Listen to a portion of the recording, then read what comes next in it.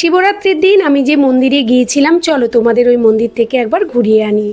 মন্দির মানেই ভীষণ শান্তির জায়গা, ভীষণ ভালো লাগার জায়গা।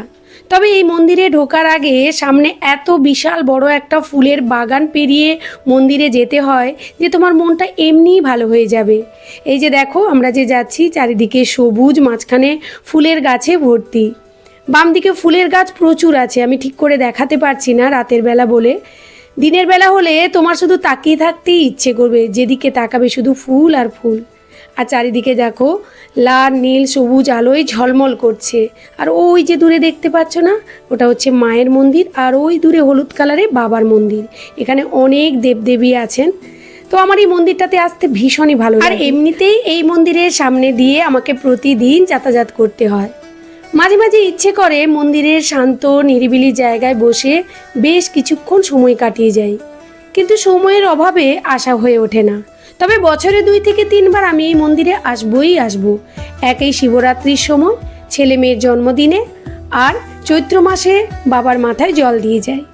মন্দিরে ঢুকেই প্রথমে নন্দীকে প্রণাম করে নন্দীর কানে কানে কি বললাম, তোমরাও কি বলো? হ্যাঁ, এই দিন কিন্তু নন্দীর কানে কানে একটা বার্তা পাঠিয়ে দিতে হয় মহাদেবের কাছে, তোমার মনের যা ইচ্ছে।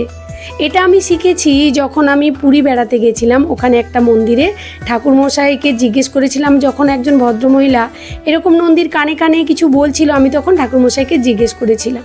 দেখো, আমরা তো দেখে দেখেই সব কিছু শিখি।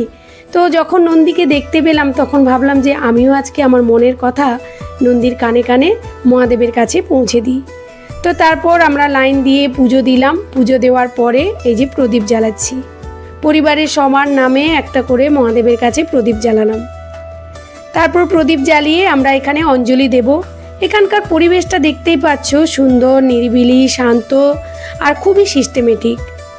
তুমি নিজের হাতে বাবার মাথায় জল দেওয়ার পর এখানে ঠাকুরমশাই বসে থাকেন অঞ্জলি দেওয়ার জন্য। তোমাদের এখানে একটা কথা বলি আমার অভিজ্ঞতা থেকে। আমরা অনেক সময় মন্দিরে যাই, হয়তো অনেকেই অঞ্জলি দিতে বসছে, আমরা বসে পড়ি। কিন্তু জানো, যেদিন অঞ্জলি দিতে হয় সেদিন নাকি ভাত খেতে নেই। এটা আমি ঠাকুরমশাইয়ের কাছ থেকেই শিখেছি।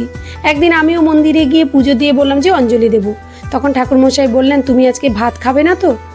তো অঞ্জলি যেদিন দেবে সেদিন কিন্তু ভাত খেতে নেই। তো আজকে যেহেতু শিবরাত্রি, আমরা তো এমনিতেই ভাত খাবো না, তাই অঞ্জলি দিয়ে পুজো সম্পন্ন করে এলাম। এবার চলো মন্দিরটা আমি তোমাদের একটু ঘুরিয়ে দেখাই। কি সুন্দর করে সাজানো, তাই না?